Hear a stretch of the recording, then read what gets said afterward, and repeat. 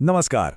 आज हम बात करने वाले हैं भारतीय संविधान के शायद सबसे पावरफुल और हाँ, सबसे विवादास्पद हिस्से की, इमरजेंसी प्रोविजंस। ये वो असाधारण शक्तियां हैं जो संकट के समय देश को बचाने के लिए बनाई तो गईं, लेकिन ये हमारे लोकतंत्र की नींव को भी हिला सकती हैं। तो सोचिए, जब किसी देश पर कोई बहुत बड़ा संकट आ जाता है, तो उसका संविधान, जो उस देश की आत्मा है, वो कैसे रिएक्ट करता है। ये सिर्फ कोई कानूनी सवाल नहीं है, बल्कि ये किसी भी राष्ट्र के अस्तित्व का सवाल है। तो भारतीय संविधान में इसका जवाब है इमरजेंसी प्रोविजंस में। ये आपको मिलेंगे पार्ट 18 में, आर्टिकल 352 से 360 के बीच। इनका सीधा सा मकसद है केंद्र सरकार को किसी भी असामान्य स्थिति से निपटने की ताकत देना, ताकि देश की सुरक्षा और अखंडता पर कोई आंच ना आए। तो आज हम क्या क्या देखने वाले हैं? सबसे पहले तो ये समझेंगे कि भाई इनकी जरूरत ही क्यों पड़ी। फिर हम एक एक करके तीनों तरह की इमरजेंसी को जानेंगे, नेशनल, स्टेट और फाइनेंशियल। और आखिर में सबसे जरूरी सवाल पर आएंगे, सुरक्षा और नागरिकों की स्वतंत्रता के बीच संतुलन कैसे बनाया जाए। तो चलिए शुरू करते हैं पहले सवाल से। आखिर ये प्रोविजंस आए कहां से? देखिए, इसकी प्रेरणा ली गई है इतिहास से, जैसे जर्मनी के वाइमर संविधान से, जहां एक मजबूत संकट प्रबंधन सिस्टम की कमी ने बहुत बड़ी तबाही मचा दी थी। हमारे संविधान निर्माताओं ने इतिहास से मिले इस सबक को बहुत गंभीरता से लिया। डॉक्टर अंबेडकर ने इसे बहुत ही खूबसूरती से समझाया था। उन्होंने कहा कि भारत का जो फेडरल स्ट्रक्चर है ना, वो यूनिक है। मतलब नॉर्मल टाइम में तो ये फेडरल रहेगा, जहां राज्यों को अपनी आज़ादी होगी, लेकिन जैसे ही कोई क्राइसिस आएगा, ये तुरंत यूनिटरी सिस्टम में बदल सकता है, जहां सारी ताकत केंद्र के पास आ जाएगी। चलिए अब बात करते हैं इन प्रावधानों में सबसे ताकतवर हथियार की, नेशनल इमरजेंसी। ये आता है आर्टिकल 352 के तहत, और जब ये लगता है ना, तो देश का पूरा सिस्टम ही बदल जाता है। अब देखिए, नेशनल इमरजेंसी भी दो तरह की हो सकती है। एक है एक्सटर्नल इमरजेंसी, जब कोई युद्ध हो या बाहर से हमला हो जाए, और दूसरी है इंटरनल इमरजेंसी, जो आर्म्ड रिबेलियन यानी सशस्त्र विद्रोह के आधार पर लगती है। यहां एक बात जानना बहुत जरूरी है।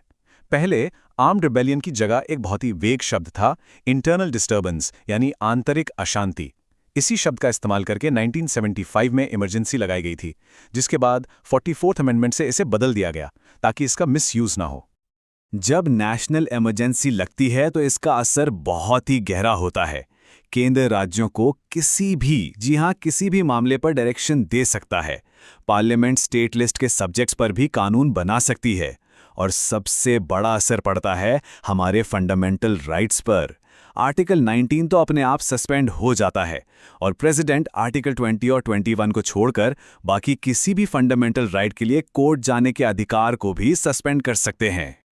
और ये सिर्फ थ्योरी नहीं है। भारत में 3 बार नेशनल इमरजेंसी लग चुकी है। पहली 1962 में चीन के हमले के वक्त, दूसरी 1971 में पाकिस्तान के साथ जंग के दौरान, और तीसरी 1975 में आंतरिक अशांति के आधार पर।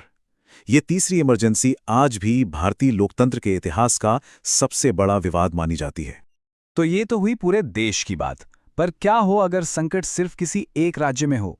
यहीं पर आता है प्रेसिडेंट्स रूल या राष्ट्रपति शासन। ये आर्टिकल 356 के तहत तब लगाया जाता है जब किसी राज्य की सरकार संविधान के हिसाब से चल नहीं पा रही हो। इसे लगाने का भी एक पूरा प्रोसेस है। सबसे पहले तो प्रेसिडेंट को ये लगना चाहिए कि हाँ, राज्य में कॉन्स्टिट्यूशनल मशीनरी फेल हो गई है। फिर वो एक घोषणा करते हैं, जिसे 2 महीने के अंदर पार्लियामेंट से अप्रूवल मिलना जरूरी है, और इसे हर 6 महीने पर पार्लियामेंट के अप्रूवल से ज्यादा 3 साल तक बढ़ाया जा सकता है।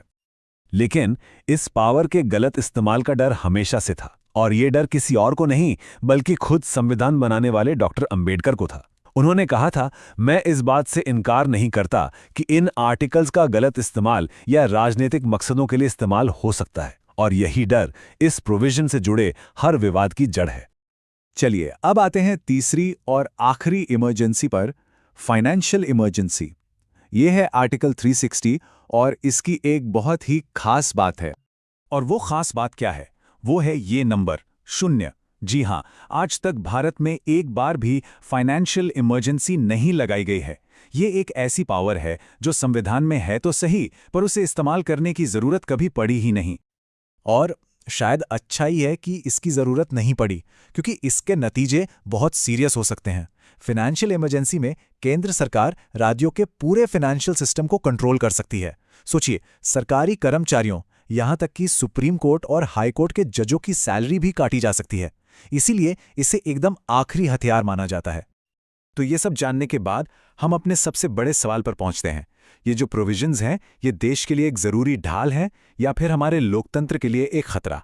चलिए इसकी आलोचनाओं और सेफगार्ड्स दोनों को समझते हैं। जब से संविधान बन रहा था, तब से ही इनकी बहुत आलोचना हुई है। क्रिटिक्स के मेन डर क्या है? पहला, कि ये हमारे फेडरल स्ट्रक्चर को खत्म कर देता है। दूसरा, सारी की सारी पावर सेंटर के हाथ में आ जाती है। तीसरा, प्रेसिडेंट एक डिक्टेटर बन सकते हैं। और चौथा, कि हमारे फंडामेंटल राइट्स का कोई मतलब ही नहीं रह जाएगा। तो फिर इन खतरों से बचने का रास्ता क्या है? सबसे बड़ा सेफ्टी वॉल्व है जुडिशियल रिव्यू। 44वें अमेंडमेंट ने यह पक्का कर दिया कि इमरजेंसी की घोषणा को कोर्ट में चैलेंज किया जा सकता है। मिनर्वा मिल्स केस हो या SR Bommai case, supreme court ने बार बार कहा है कि कोर्ट ये देखेगा कि इमरजेंसी लगाने का कारण सही था भी या नहीं।